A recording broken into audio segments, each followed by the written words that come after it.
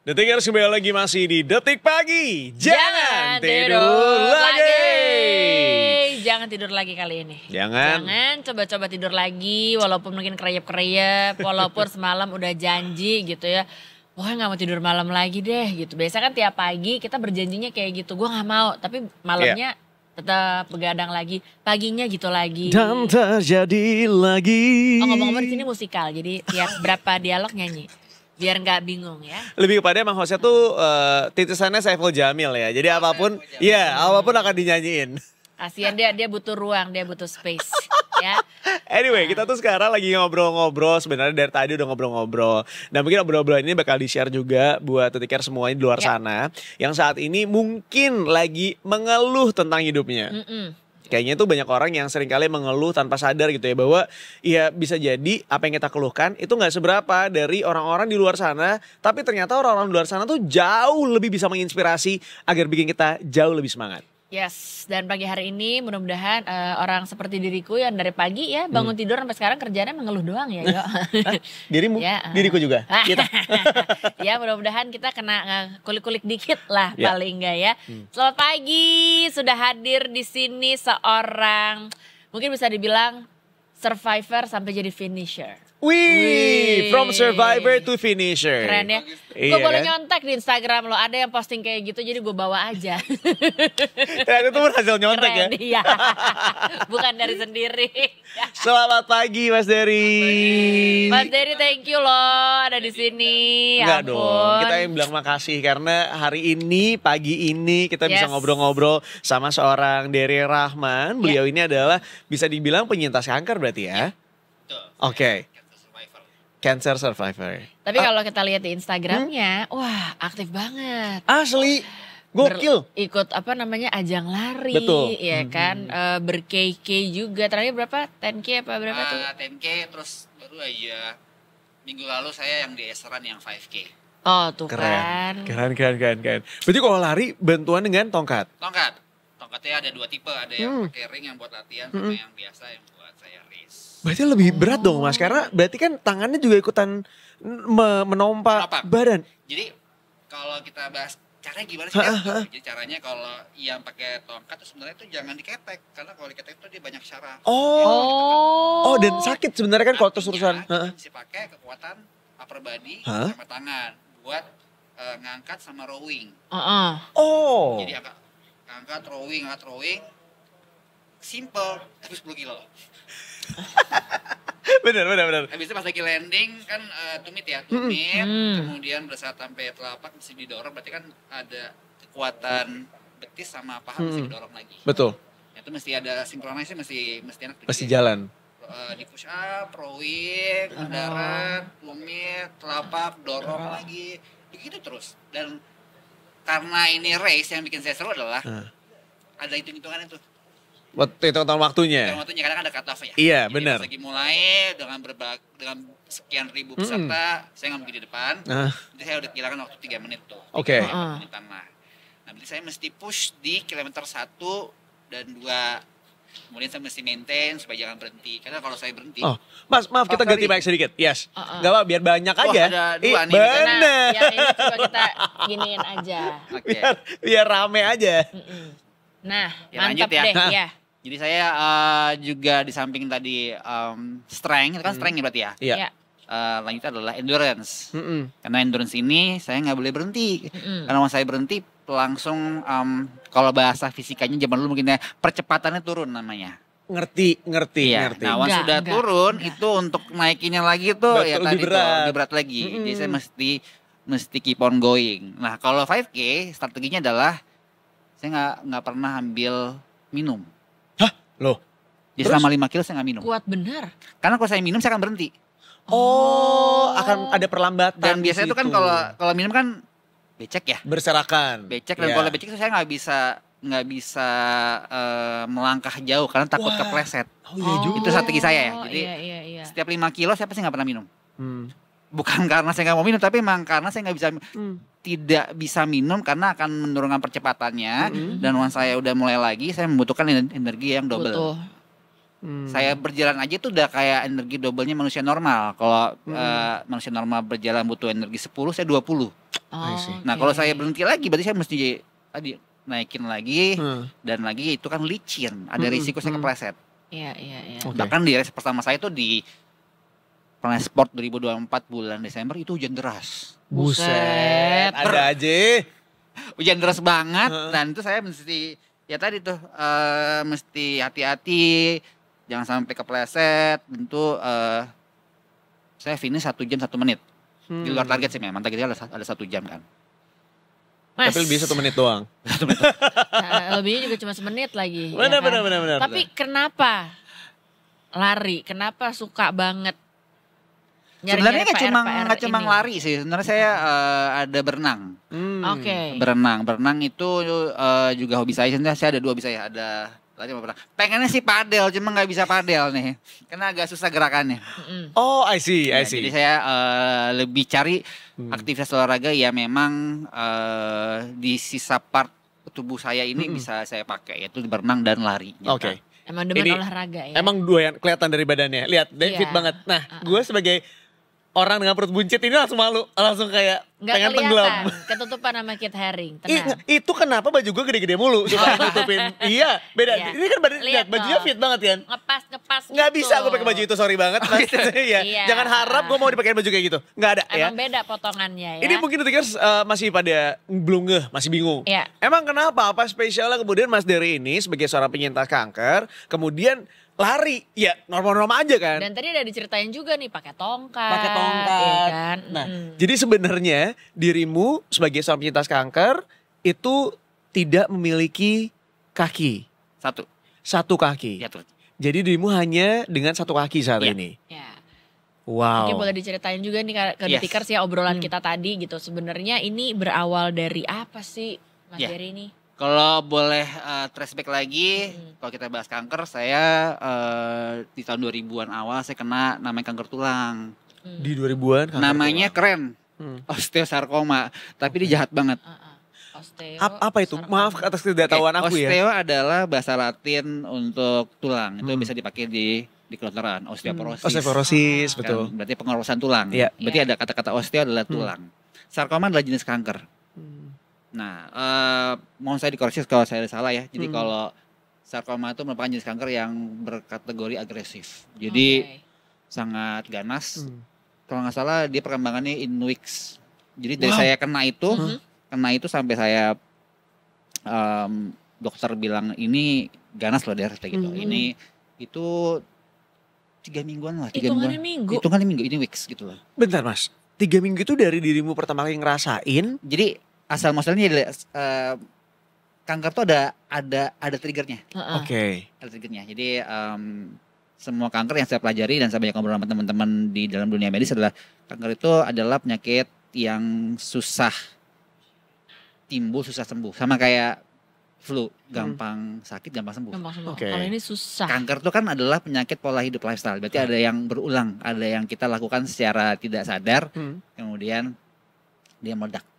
Gitu. Oke. Kan kayak kanker paru-paru, mohon maaf sering menghirup asap rokok atau gimana, atau kanker usus, makanannya juga nggak sehat. Nah, tulang saya dulu, ternyata hidup saya tuh selagi saya kecil tuh memang gak sehat. Senang banget nih, mohon maaf, tanpa bermaksud menyebut salah satu merek adalah minuman bersoda. Wah, aku juga tuh kecil suka banget minuman bersoda. Actually, setelah saya ngobrol banyak tenaga medis, ternyata memang soda itu dia menyerap kalsiumnya. Jadi yang harusnya kalsium terserap oleh tulang, itu keserap oleh soda dan ya udah hilang dan melalui air seni, mohon maaf gitu. Jadi senang banget bersoda, senang banget yang namanya, saya mau ngomong nyebut merek nih, bahan pengawet, kemasan gitu, minuman kemasan gitu, senang banget. Jarang minum air putih. Sama. Jarang makan sayur. Jadi itu adalah pola yang berulang. Tapi itu memang ke bawah dari kecil sampai gede? Iya, ke bawah dari kecil sampai gede. Jadi memang ada pola yang berulang. Sebenarnya ya tadi, tubuh nggak butuh itu. Tapi kita pengen. Kita masukin terus nih dia. Jadi kalau secara analogi memang yang setelah pelajari juga, sel kanker adalah bagian dari tubuh. Semua orang punya memiliki sel kanker. Bedanya adalah dalam kadar yang bisa dibatasi apa enggak gitu loh. Nah,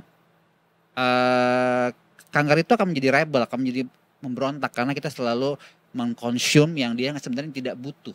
Jadi dia akan melawan balik sehingga jadi kayak pemberontak dalam tubuh dan tubuh kita menjadi inangnya. Jadi kita yang disedot balik sama dia. Itu yang saya tahu ya sebanyak ngobrol ya. Cara kerjanya lah ibaratnya kayak gitu. Dalam bahasa yang sangat mudah untuk dimengerti. Nah, pada saat dia sudah memberontak, kita yang disedot, kita yang digrogotin. Digrogotin.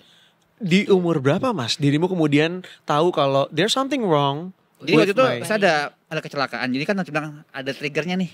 Iya betul. Ada kecelakaan motor kelas 3 SMA kalau nggak salah itu ya. 3 SMA tabrak. Jadi emang ada benturan. Ini bukan SMA. Bukan masih SMA? Udah bukan. Oh enggak ya? Udah bukan Pak, udah bukan. Sorry. Guru SMA. Guru SMA. Kepala sekolahnya.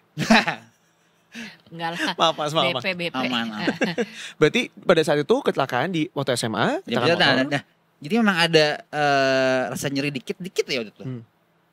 Keseleo doang nih. Di kaki tuh. Di kaki, di lutut kiri bagian bawah.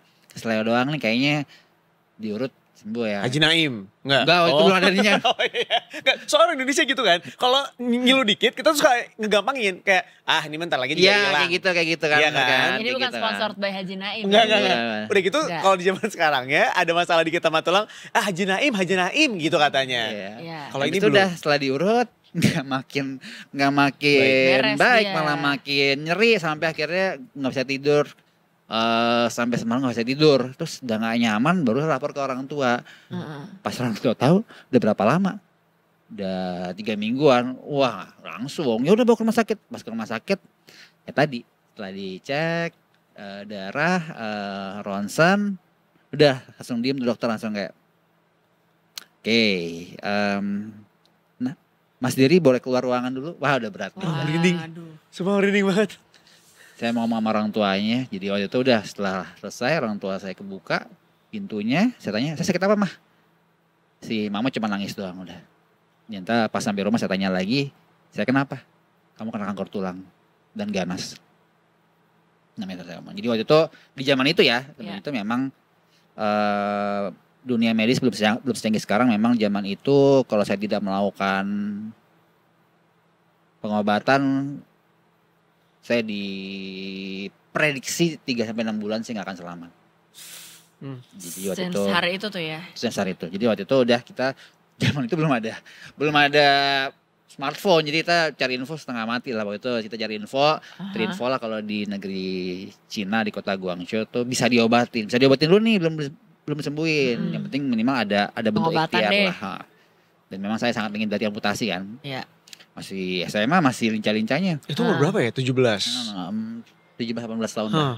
Oke. 18 tahun. Akhirnya udah story saya sama orang tua ke Cina lah, kita ke Guangzhou. Dan memang ya di situ bisa diobatin dulu nih, belum sembuh nih. Seenggaknya ada metode pengobatannya yang dia mengcombine antara Chinese medication sama modern medication gitu loh. Jadi serunya adalah di situ jarumnya kalau kita kan diinfus, masukin obat, sekian hari kemudian copot. Kalau sekarang enggak Pak, Bu. Di pagi dicolok, masukin obat, sore udah habis nih, udah cabut. Besoknya colok lagi, masukin obat, sampai sore cabut. Tiap hari? Tiap hari selama 2 tahun. No way. Ya udah habis nih, ini udah habis semua, udah habis. Itu baru satu metode tuh. Kemoterapi udah sekian, itu kayak sekian belas kali lah, saya lupa lah. Belum lagi akupuntur, jadi sudah akupuntur nih sekian jarum kan, jadi diem tuh selama sekian jam, nggak boleh bergerak. Puntur, terus ini dia ada operasi kateter juga. Jadi kita kan ada pembuluh vena sama pembuluh arteri ya. Iya. Arteri itu yang di sini, yang di siku tuh yang kalau dia robek tuh muncrat, pembuluh darah besar lah. Nah itu pakai kateter, dimasukin di selangkangan saya, kemudian dikunci lah, diikat, direndam lah si kankernya dengan obat kanker. Itu rasanya kayak kebakar. Wah, bakar. Panas, kemudian metode pengobatannya juga diradiasi, disinar. Gimana kan? Bapak Ibu akan angus hitam karena kan radiasi ya. Dan biasanya udah mulai rontok gitu-gitu gak sih? Udah pasti. Saya dulu kurus banget, rontok segala macam. Terus setiap hari karena dia ada ramuan-ramuan dari Cina gitu ya. Saya minum pil sekitar 90 pil apa sehari. Sehari? Iya, karena sekali minum itu sekitar 90. 30-an, 3 kali sehari, 30-an pil. Macam. Short story udah 2 tahun. Itu tuh flow yang terjadi berulang kali tiap hari. Physically ya, belum mentally. Iya. Ternyata mentally saya juga kena waktu itu. Mentalnya adalah, ternyata saya baru tahu kita adalah, kenapa sih dibilang sebagai manusia adalah makhluk sosial? Karena kita butuh kayak gini nih, kita butuh ngobrol, communicate. Di sana nggak ada.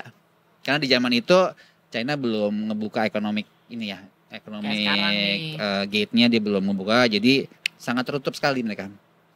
Dan karena saya di rumah sakit kanker, serunya adalah setiap saya ngobrol sama seseorang atau sama pasien gitu di sana, teman-teman saya saat itu hitungannya minggu ya dia akan meninggal kayak karena sakit kankernya gitu loh. Nah, pada akhirnya udah tinggal sisa saya doang dengan orang baru segala macam. Jadi short story 2 tahun bersih. Aduhnya tapi belum selesai, ada lagi. Ternyata si kanker ini sudah menggerogoti lutut saya lah, tulang saya. Jadi sisanya tinggal tulang yang keropos. Pilihannya adalah waktu itu si tim dokter bilang ada 3 pilihan dari kita gitu. Yang pertama, kamu bersih sih, tapi tulangnya keropos. Jadi kalau kamu biarin aja juga nggak apa-apa, tapi dengan risiko kalau kamu jatuh atau kepleset, amat sangat mudah buat patah dan retak.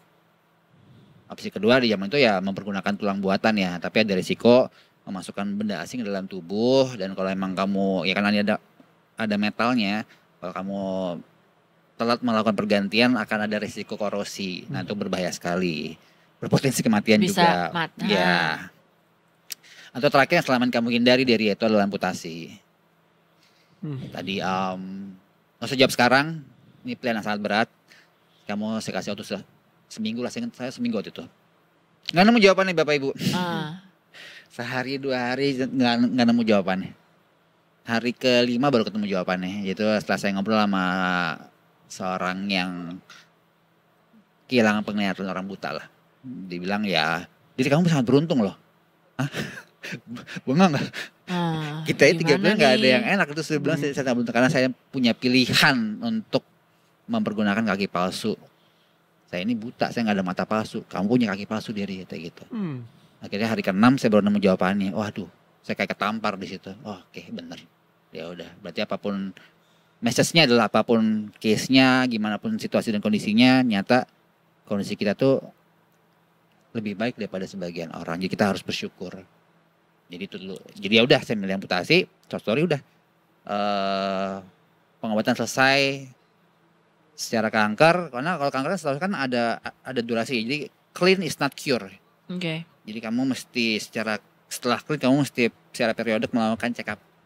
Check up setelah 10 tahun baru dinyatakan sebagai cure.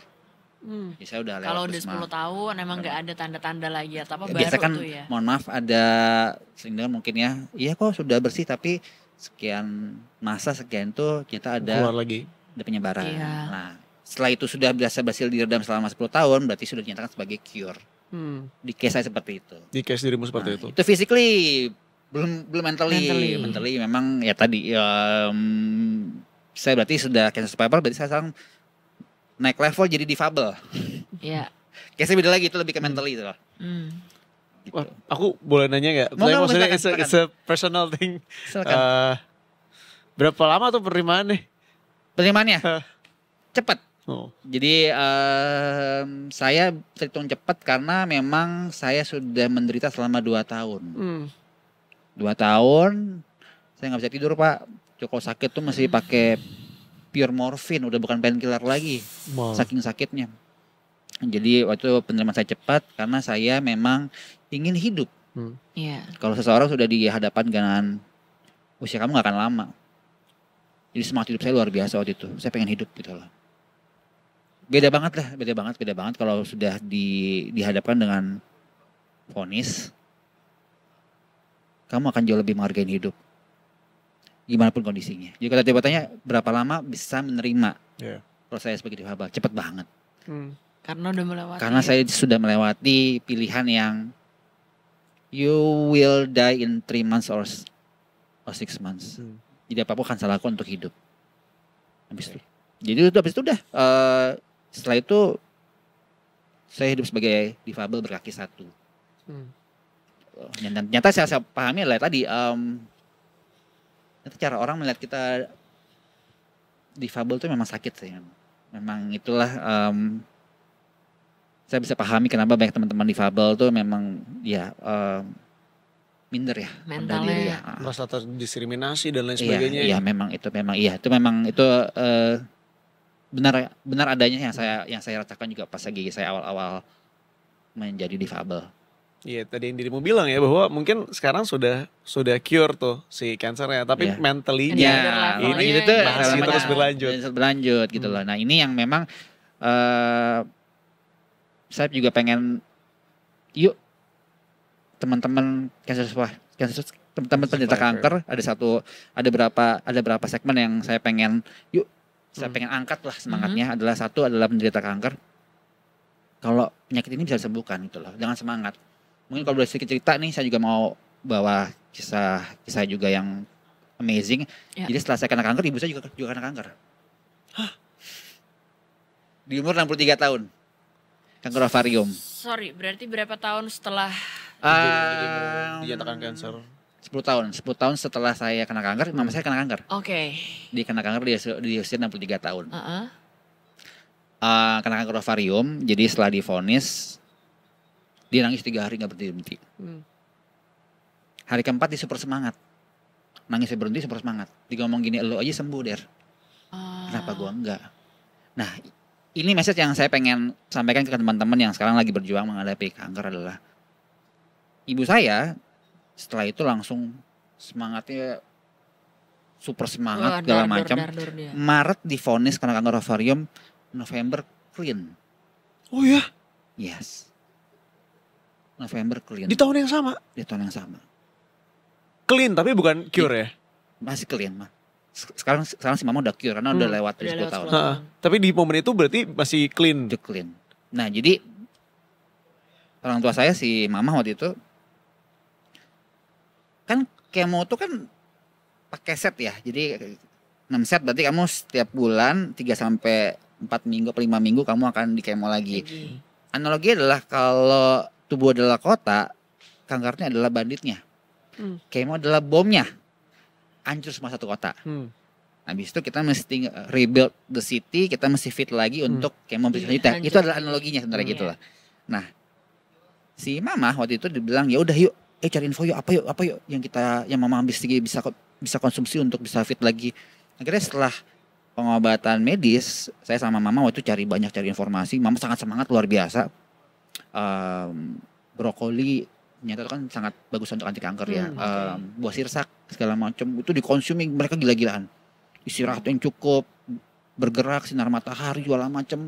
Nggak pernah tuh saya lihat mama tuh yang namanya diem, mohon maaf, menyalahkan Tuhan, beristirahat nggak pernah tuh, super semangat. Dan memang setelah saya ngobrol sama banyak tenaga medis, apabila kita semangat, obat akan membantu lebih kuat lagi. Katanya sih dengan kita semangat tuh 50% kesembuhan sudah di tangan. Sisanya tadi obat dan lain sebagainya. Karena baik lagi ya, ini juga aku sering dengar, mindset itu nomor 1 sebenarnya. Betul. Jadi percuma lu mau diobatin kayak apapun, tapi kalau mindset lu udah kayak enggak gue udah mau nyerah apa segala, ya lu akan betul. Then you're done. Me and my mom gitu. Jadi ya setelah itu November dokter pun kaget. Oke, ini udah clean. Wow. Gila ya. Gila. Jadi kalau saya semangat, ternyata mama saya lebih semangat lagi. Jadi ya tadi saya pengen pertama membawakan spread positif vibe ya buat teman-teman penderita kanker. Kalau ini bisa kita lawan kok. Gitu loh. Sorry, yang nyokap posisinya waktu itu pengobatannya apakah di Indonesia? Indonesia udah ya? Indonesia karena kan udah 2013 kan, udah semakin berkembang ya pengobatan. Iya. Di Jakarta kok segala macam.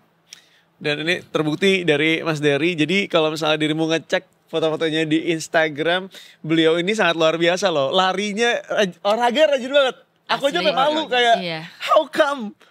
Kok kita malas olahraga gitu. Oh iya, maaf kesel banget soalnya sama diri sendiri. Maksudnya sama diri sendiri. Iya, di saat aku juga. Mas Dery tuh kayak rajin banget, badannya fit banget, and senyumnya itu kayak bro, happy banget bro. Happy banget dong. Jadi kalau orang nanya dan semangat gitu. House life aku akan bilang seru banget. Mas Der, tadi kan kamu pengen menyampaikan supaya teman-teman gitu yang mungkin juga lagi struggling untuk membangun semangatnya gitu, bahkan karena mungkin lagi mengalami. Tapi kalau buat teman-teman yang terima kasihnya mungkin sampai sekarang masih sehat-sehat atau apa yang bisa kamu sampaikan juga buat.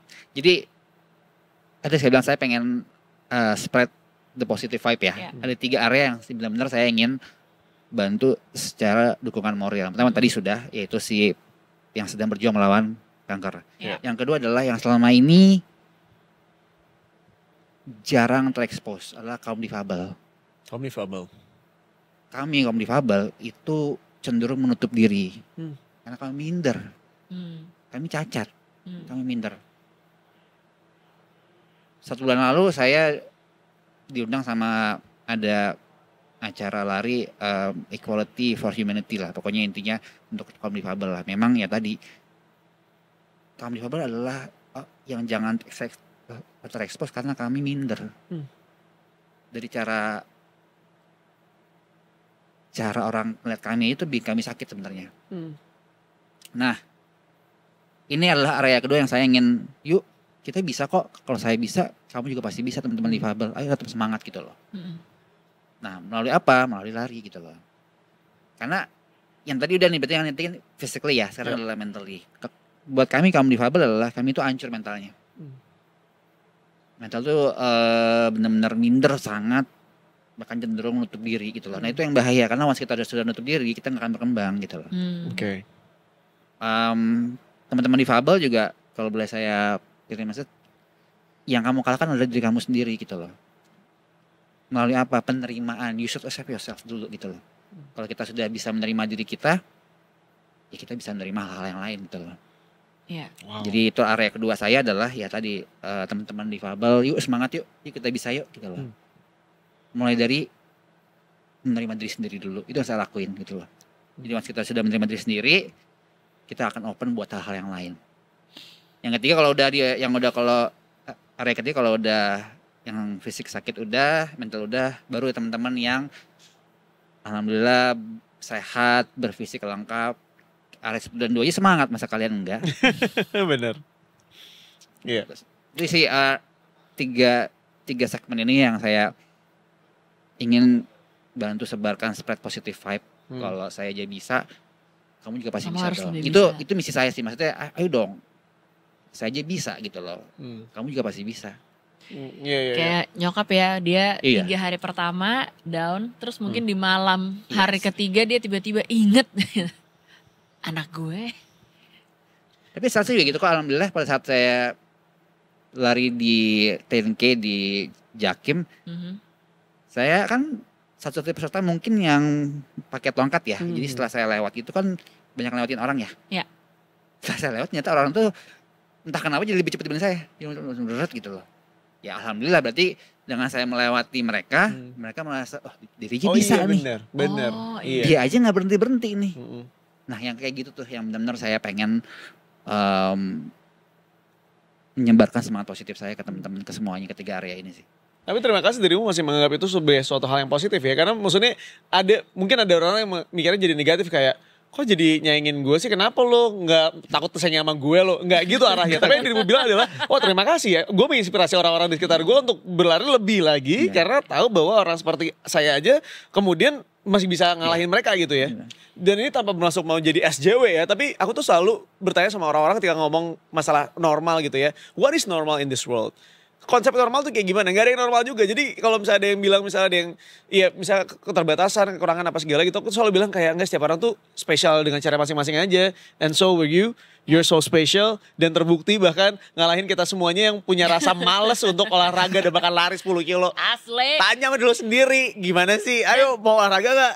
Ternyata se-powerful itu ya. Setelah gue pikir-pikir, bahkan kalau lo semangat tanpa lo ngomong pun, maksudnya dengan lo menjadi diri lo aja ya, lo beraktivitas dengan hidup lo, dengan activity lo, itu gak perlu ngomong aja lo udah jadi semangat buat orang lain gitu. Dan ternyata se-powerful itu ya. Mungkin kalau boleh, gimana sih caranya, cara nyusunnya gimana gitu ya. Kalau saya sih, saya selalu menyusun fundamental yang paling basic lo adalah blessing, kita bersyukur dulu nih. Apapun kondisi, yang tadi saya sebutin kan, saya akhirnya mendapat jawaban kenapa saya nomor 3 karena saya nemuin orang cacat, yang buta matanya. Jadi apapun kondisi kamu saat ini sebenarnya tuh ada orang di luar sana yang iri sama kamu. So kamu harus bersyukur dulu, itu fundamental dulu nih. Bersyukurnya. Jadi semangat motivator ABCD ya oke lah. Tapi tadi kan kalau orangnya nggak bersyukur ya susah gitu loh. Dia nggak. Jadi terima kasih dulu nih. Terima kasih dulu nih. Ternyata apapun kondisi kamu, kondisi saya dengan kaki satu aja banyak yang ngiri setelah saya tahu gitu loh. Karena saya punya pilihan. Banyak orang lain di sana yang nggak punya pilihan gitu loh. Jadi satu tuh dilandasi dengan rasa syukur dulu nih.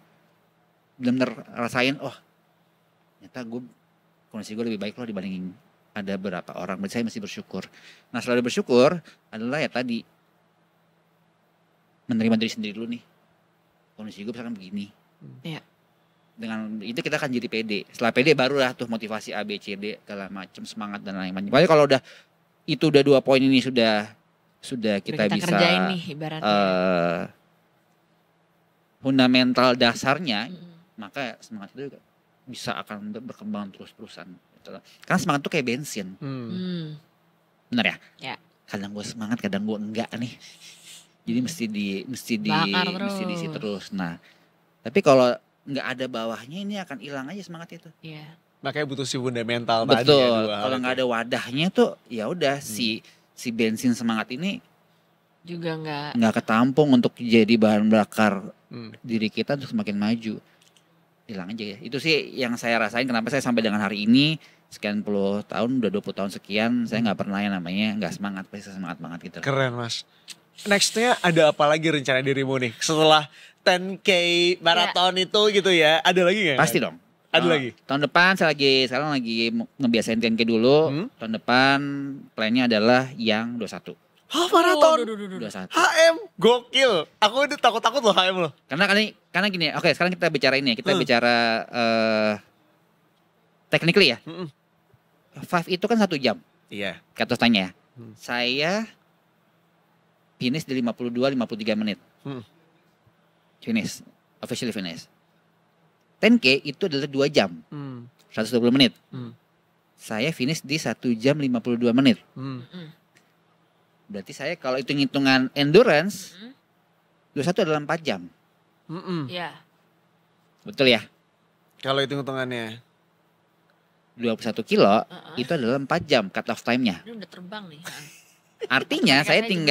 Artinya apabila saya bisa memaintain pace saya ini, it's doable. Bisa lah dilakukan itu. Tinggal saya mesti latihan gimana untuk memaintain pace-nya nggak turun itu tadi gitu.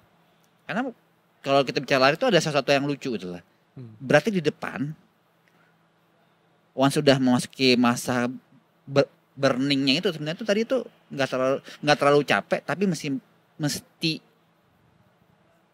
maintain pace-nya. Benar. Jadi setelah saya sekian lama berlari itu ada yang lucu yang susah tuh di awal sebenarnya. Iya. Pada saat kayak roda yang susah adalah ngegerakin awalnya. Tapi once sudah bergerak rodanya ya tadi mesti memaintain durasinya, pace-nya itu. Sama juga di hidup kita ya. Yang berat itu biasanya awalnya. Di depan awalnya. Mulainya mau nyebur ya dulu nih. Mungkin sedikit membantu juga teman-teman. Saya selalu bermulai dengan 2 kata yang sebenarnya bisa dibolak-balik. Start simple, just start. Start simple, just start. Start simply start. Iya benar. Ya udah kalau mulai aja dengan hal simple. Start simple or simply. Start.